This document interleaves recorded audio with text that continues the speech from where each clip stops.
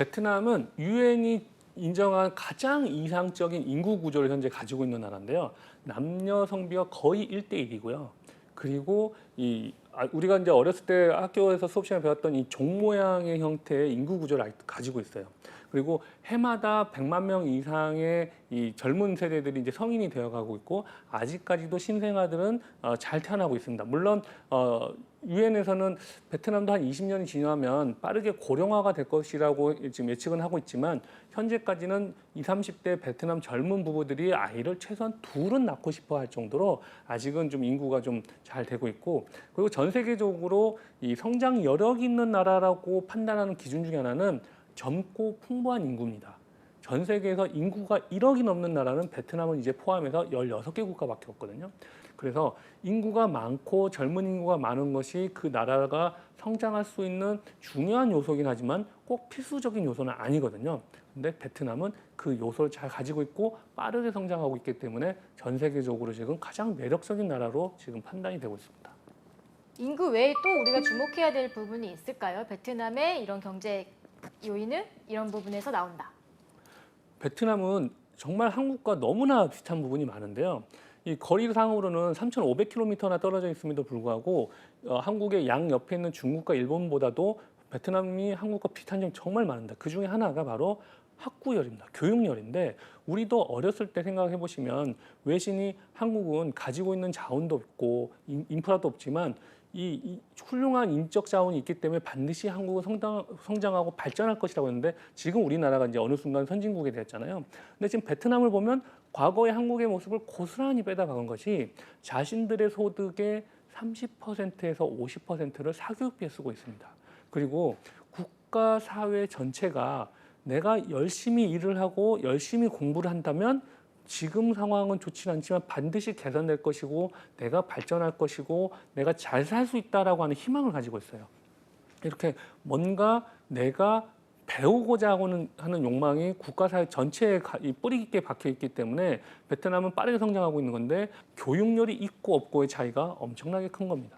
그래서 베트남은 이 배우고자 하는 욕망이 가득한 나라. 그래서 베트남은 잘 될 수밖에 없고 그 먼저 예시가 된 것이 바로 우리나라이기 때문에 우리나라 사람 입장에서는 베트남이 더욱더 친근하게 느껴지고 확실하게 발전할 것으로 확신하는 거죠.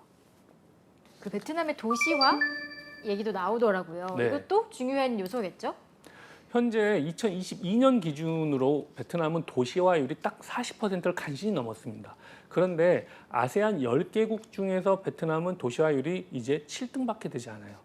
그러니까 그만큼 도시화율이 많이 낮은데 저는 베트남을 대기만성형 국가라고 이야기를 해요. 그러니까 큰 그릇이다 보니까 아직은 성장이 좀 더딘데 조만간 크게 성장할 것이라고 한 이유 중에 하나는 여러분 잘 생각해 보시면 태국이나 말레이시아의 제2의 도시가 어딘지 아세요?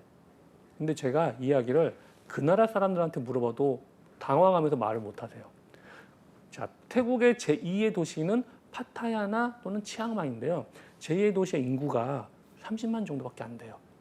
그런데 베트남은 북부의 하노이, 남부의 호치민. 이 하노이는 이제 인구가 한 900만이 넘었고요. 호치민은 이 거주 인구까지 하면 1,200만 명 정도 돼요.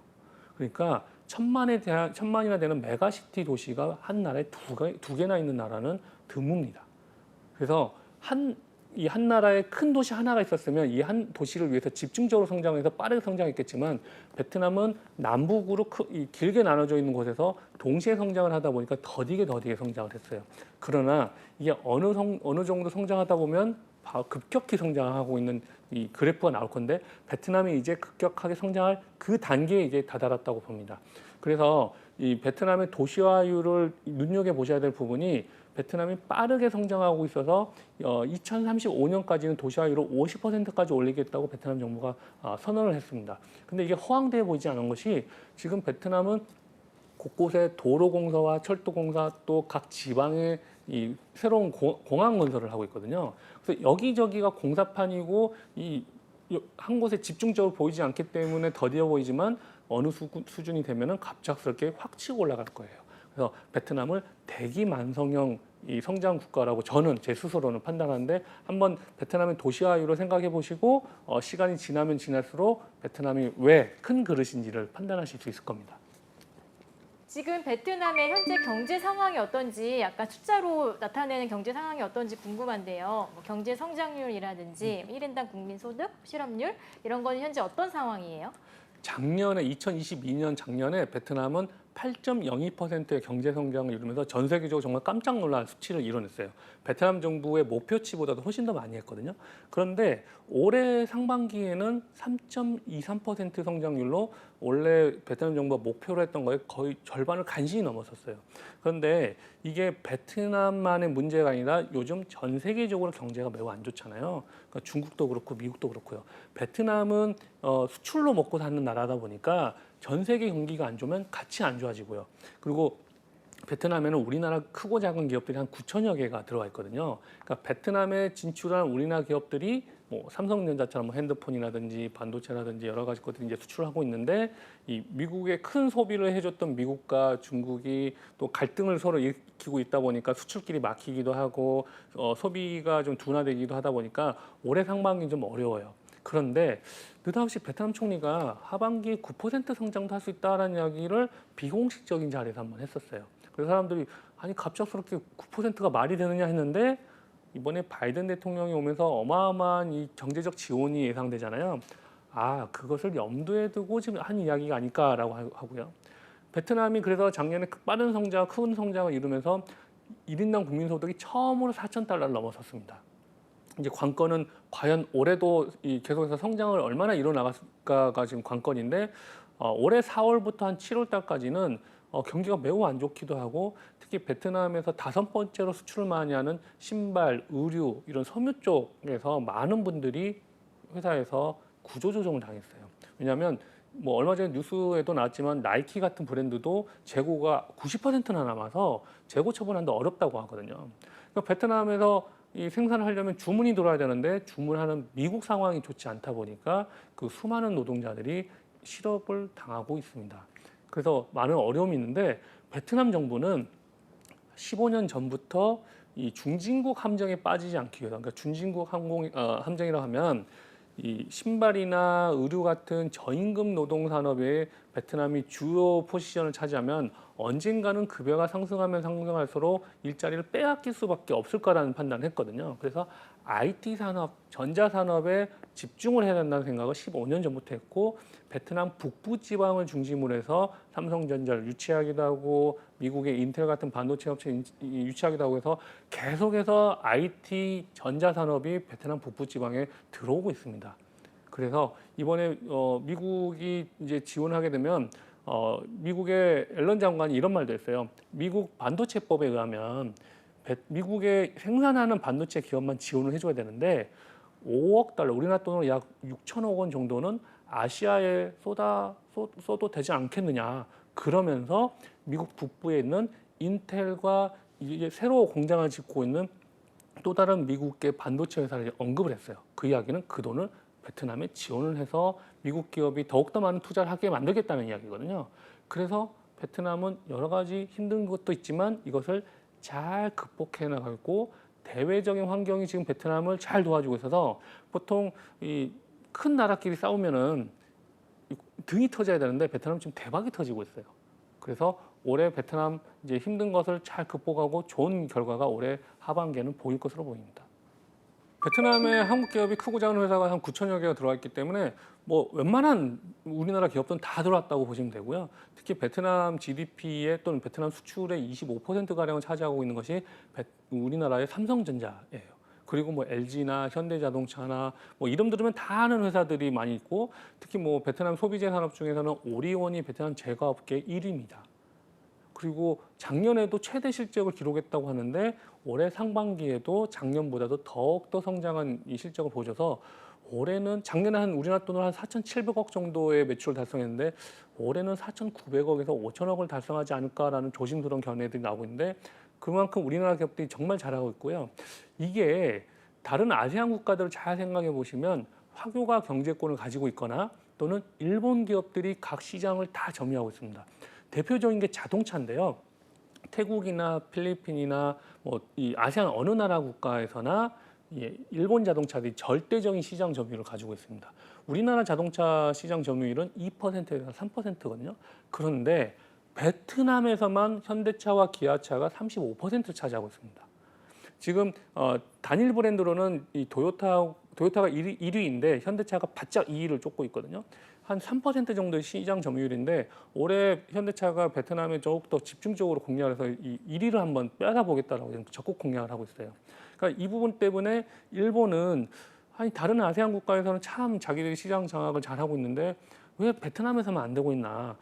그만큼 일본은 베트남에 이 공을 들이고 있음에도 불구하고 성과가 잘 나지 않고 한국은 잘 나오고 있는데 그 이유가 앞서 말씀드린 것처럼 한국 사람과 베트남 사람이 뭔가 이 케미도 잘 맞고 정서적으로 비슷한 부분도 많고 이 발전해 나가는 모습이 한국을 따라하고 싶어하는 모습도 있고요. 그러니까 여러 가지 요소가 이상하게 객관화할 수 없는 여러 가지 요소가 한국 사람들이 한국 기업들이 베트남 시장에서 잘 해나갈 수 있는 여러 가지 환경적인 요인이 있는 것 같습니다. 특히 많이들 오해하시는 것 중에 하나가 베트남이 공산주의 국가다 보니까 마치 북한이나 중국에서 우리 기업들이 일부 좀 안 좋게 겪고 있는 모습을 베트남에서도 겪지 않을까라고 하는 생각을 많이 하세요. 그런데 베트남은 생각하신 것보다 훨씬 더 개방적이고 자유로운 곳인데 중국과 근본적으로 차이 나는 것 중에 하나가 종교의 자유예요. 중국에서는 종교 자유가 없다 보니까 뭐 교회나 또는 성당에서 크리스마스 때 꽁안이 들이닥쳐가지고 단속을 하거나 이런 기사가 한 번씩 나거든요. 근데 베트남은 카톨릭 교회도 많고요. 이 종교의 자유가 인정되다 보니까 남쪽 지방에는 힌두교 사원도 있고 이슬람 사원도 있습니다. 그거는 뭐 과거의 역사적인 이유 때문에 오래전부터 있었던 것들이고 지금도 사람들이 믿는 거고요. 그리고 베트남에서는 동성애 결혼이 합법은 아니지만 그것도 불법도 아닙니다. 그러니까 보통 공산주의 국가라 그러면 매우 권위주의적이라서 그런 것들이 허용이 안 될 것 같지만 베트남에서 과거에는 동성애자들이 결혼하면 벌금을 냈는데 우리나라 돈은 한 3만 원 정도를 냈어요. 그런데 한 7년 전에 베트남 정부가 합법은 아니지만 그렇다고 해서 불법도 아니게 했어요. 그러니까 벌금을 더 이상 내지는 않습니다. 그러니까 이러한 요소만 보더라도 베트남은 생각보다 이 권위주의적이거나 되게 폐쇄적이거나 그렇지 않다라고 하는 겁니다. 그러면 베트남의 그 소비력, 베트남 국민들의 소비력은 어느 정도예요? 아까 베트남의 도시화율을 우리가 좀 이야기를 했었잖아요. 아무래도 이 지방의 시골에 계시는 분들은 돈을 쓰고 싶어도 돈을 쓸 곳이 없어서 소비력이 좀 크진 않지만 도시화율이 증가하면 증가할수록 특히 젊은 사람들의 소비는 더욱더 많아지고 있거든요. 그래서 베트남의 내수 시장이 더욱더 커져가고 있는데 특히 베트남의 이커머스 시장이 엄청나게 커져가고 있습니다. 왜냐하면 그 도시화율이 아직 좀 못 미치다 보니까 지방에서는 이 쇼핑몰을 통해서 물건을 못 사니까 이 온라인몰을 통해서 물건을 많이 사고요. 그리고 사람들이 이제 소득 수준이 올라가니까 좀 더 자유롭고 해외에서 많이 쓰는 것들을 보고 따라하면서 생기는 소비들이 있어요. 대표적인 것이 이제 애완동물들을 키우는 거.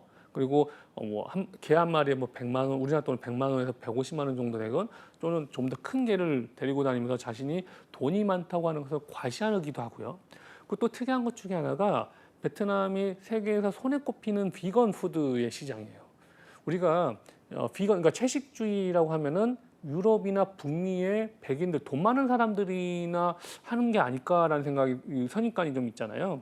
근데 베트남에는 특히 호치민에는 1,200개의 비건 전문 식당들이 있습니다. 그래서 베트남 사람들이 불교적인 이 종교의 이유 때문에 한 달에 음력 보름 또는 음력 1일과 음력 15일에 이게 보름일 때 이 종교적인 신앙 때문에 육식을 하지 않는 것도 있는데 글로벌 리서치 회사가 도대체 왜 이 채식을 하는가 이 종교적인 이유를 빼고 확인을 해봤더니 가장 큰 이유가 건강을 위해서였어요. 그리고 세 번째 이유가 다이어트를 위해서였습니다. 베트남 사람 하면 되게 날씬하고 체구도 작은데 무슨 다이어트일까라고 하는데 젊은 사람들일수록 점점점 체구가 커져가다 보니까 다이어트가 되게 큰 이슈이고요. 그리고 베트남 사람들이 의외로 건강에 참 신경을 많이 씁니다. 그래서 이 건강을 위해서는 돈을 아끼지 않고 특히 요즘 클린 이팅이라 그래서 이 제품 뒷면에 몸에 안 좋은 성분을 젊은 사람들 위주로 해서 걸러내기 시작하고 있어요. 그래서 내 몸에 좋은 것을 먹기 시작해서 베트남 소비 성향이 좀 올라가고 있고 그러니까 글로벌 스탠다드에 맞게 가고 있다고 하는 거. 막연하게 공산주의 국가고 소득 수준이 낮으니까 싼 음식, 뭐 저렴한 것들만 먹을 거 생각하시지만 의외로 베트남은 유럽에서 유행하고 있는 것들을 잘 받아들여서 우리나라보다도 먼저 도입돼서 하는 것들이 많아요.